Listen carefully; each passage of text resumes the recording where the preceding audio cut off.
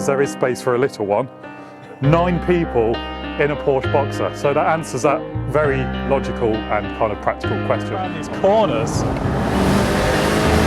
Oh yes. Sounded good, that did. That was savage.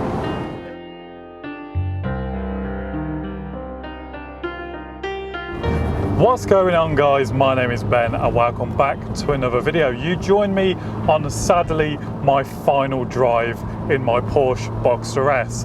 I've owned this car since September, and in the time I have owned it, I have had so much fun with it. So towards the end of last year, myself and my friend Will took this car to the Black Mountains in Wales, and this car was just completely in its element going up that mountain. It handled so well. I've never driven a car that handles as well as this. It corners so flat, and it was like the car was built to do just that. Of course, if you watched my video with this car and the M3 together, you will know that I came to the incredibly hard decision to sell this over the M3. Now, that isn't a decision I just woke up and thought, right, I'm going to sell the Boxster. It actually took me an incredibly long time to come to that conclusion. So this car is very good at what it does. It's just the M3 for me is a dream car. It's a car I've wanted for years, and I think it's got a lot more options available as far as modifications go, and certainly since I have installed my new back box to the car has just been dialed up ever so slightly. It sounds incredible. It's got so much grunt. It is just a beast for the road, especially with the V8. It just makes the car so special. So that is why I simply couldn't let the M3 go just yet. It is far too special for me, and I definitely want to explore the options that I can with it. And I just feel there are more possibilities with that car, whereas if I go to town modifying the Porsche, it has a massive effect on the overall value. There's not all that much out there in terms of tuning and things like that. I don't like any you can't really get a front lip for them, and the ones you can get I don't like. So it's one of those really. And also Porsche owners are very funny about what you do to a car. The only thing I've done to this one is lower it 35mm.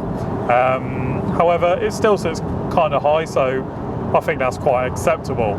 So I thought I would grab my camera and just film my final drive with the car. So this car is brilliant. I think it looks fantastic. It looks the part. It sounds fantastic from that flat 6 engine. And when you're taking it across some B roads like I am today, the way it corners, the front end turning is so direct and precise. You can feel exactly what the car is doing. And there is essentially no body roll thanks to the mid-engine placement. It's like the car is pivoting beneath you. You've really got a sense of what is going on. You can feel the car, and it is very predictable. If I come around this corner, when you bury the throttle, there's no real drama, as all the weight is over the rear axle essentially. The car is just very planted and sticks. And being a mid-engine car, you can really hear every little thing that's going on behind your ears, and it is very, very cool. Just give it the beans around these twisty lanes. The turning feel is great. Oh, someone just let me go, thank you. Yeah, the turning feel is great. It handles fantastically. It corners so flat. It is a very, very good car. Now, when you're certainly in the M3, you do have to think very carefully whether or not you can just put your foot flat to the floor or not, because it will get a little squirrely, especially on days like today where it is very damp. Oh, but when you get this car very high in the rev range, because it is a very high revving engine, it does sound brilliant. And of course, when you've got the roof down, you can hear every little thing that's going on from the exhaust. It is fantastic, and it will be dearly missed. This car was also a car I've wanted to own for a couple of years as well. It was one on my bucket list, so I am very glad and grateful that I am able to tick it off. However, good things come to an end, and my ownership with the Boxster S is sadly coming to an end. And yeah, say before, when I had my Z4s and that, I did look up to the Boxster as a definite upgrade, but I suppose at the time I was kind of put off by the running costs, the fact it's mid-engined, you know, so accessibility is a little more tricky than a front engine car. However, owning the car, it's been completely bulletproof.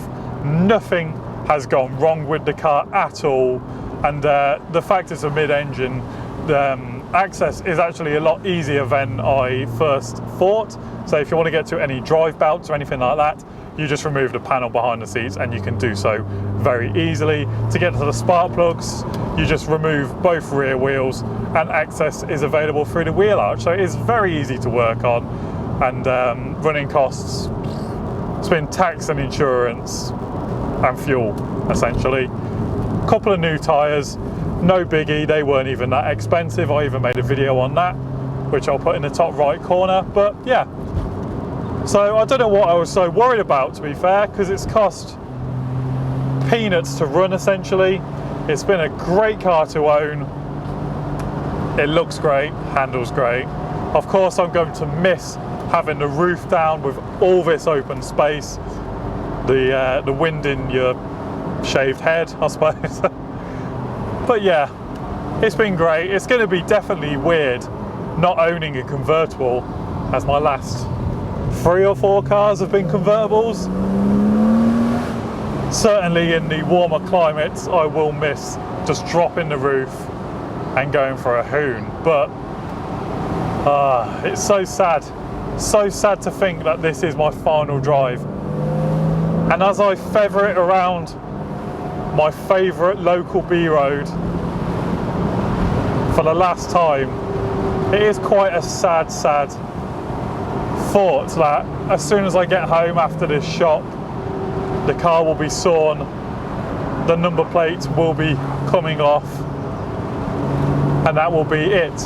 My time, my ownership with the Porsche Boxster S will be well and truly over.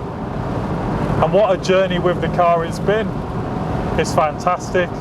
I've enjoyed taking people out as a passenger in the car.